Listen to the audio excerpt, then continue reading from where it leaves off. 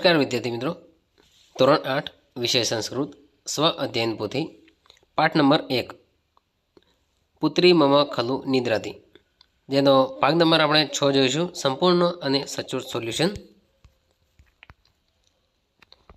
પ્રશ્ન નંબર 1, નીચે આપેલ કાવ્ય પંક્તિ સુંદર અક્ષરે લખો. તો મિત્રો, અહીંયા જે કાવ્ય પંક્તિ આપી છે તે અહીંયા નીચે આપેલ ખાલી જગ્યામાં તમારે સુંદર અક્ષરે જોઈને લખવાની રહેશે.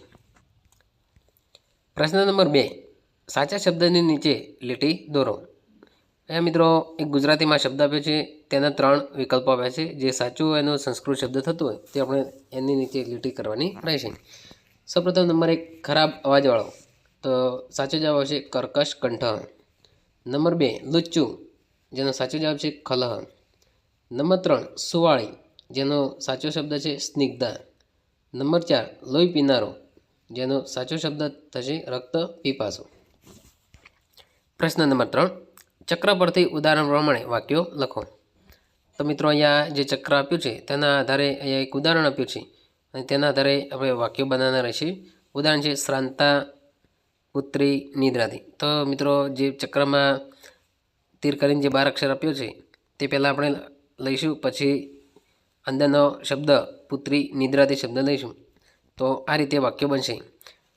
સુંદર શયને પુત્રી નિદ્રાતી, સુમુખી પુત્રી નિદ્રાતી, શોભન ગાત્રી પુત્રી નિદ્રાતી, મૃદુલા પુત્રી નિદ્રાતી, વિમલા પુત્રી નિદ્રાતી, ક્લાંતા પુત્રી નિદ્રાતી, સ્નિગ્ધા પુત્રી નિદ્રાતી, કુશલા પુત્રી નિદ્રાતી, અનુનિતા પુત્રી નિદ્રાતી, સુદતી પુત્રી નિદ્રાતી, શ્વેતદુગ્ધા પુત્રી નિદ્રાતી, શ્લાંતા પુત્રી નિદ્રાતી.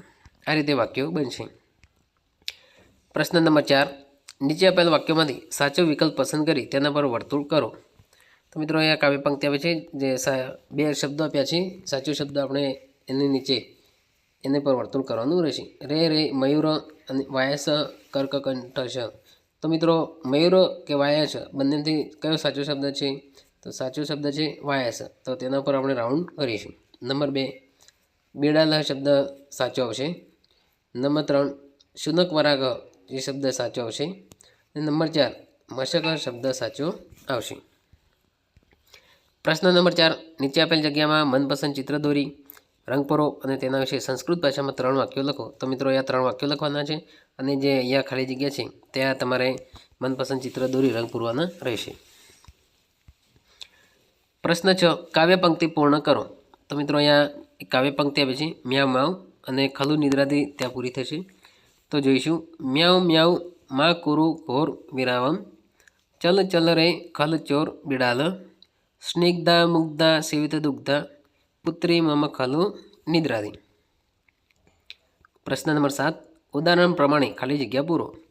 મિત્રો, અહીંયા એક ઉદાહરણ આપ્યું છે અને તેના આધારે 9 ખાલી જગ્યા પૂરવાની રહેશે. ઉદાહરણ જોઈએ. બાલક ગણેશમ અર્ચતી. અર્ચ શબ્દ પરથી અર્ચતી. તો એ રીતે અહીંયા નય શબ્દ પરથી બનશે નયતી, વહ શબ્દ પરથી વહતી, પીબ શબ્દ પરથી પીબતી, ખાદ શબ્દ પરથી ખાદતી, સિંચ શબ્દ પરથી સિંચતી, વહ શબ્દ પરથી વહતી, પઠ શબ્દ પરથી પઠતી, પશ્ય શબ્દ પરથી પશ્યતી, ગચ્છ શબ્દ પરથી ગચ્છતી. એવી રીતે વાક્યો બનશે.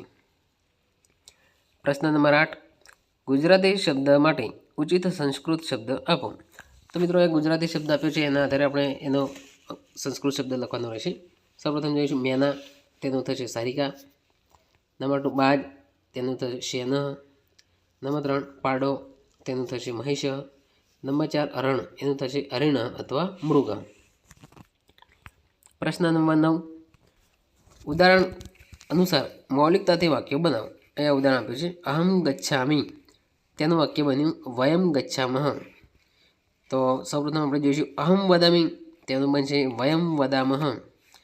નંબર 2, અહમ કથયામિ, તેનું બનશે વયમ કથયામઃ. નંબર 3, અહમ પશ્યામિ, તેનું થશે વયમ પશ્યામઃ. તો મિત્રો, આ રીતે અહીંયા સોલ્યુશન પૂરું થાય છે. આગળના પાઠ માટે આગળના વિડીયોમાં જઈશું. Thank you.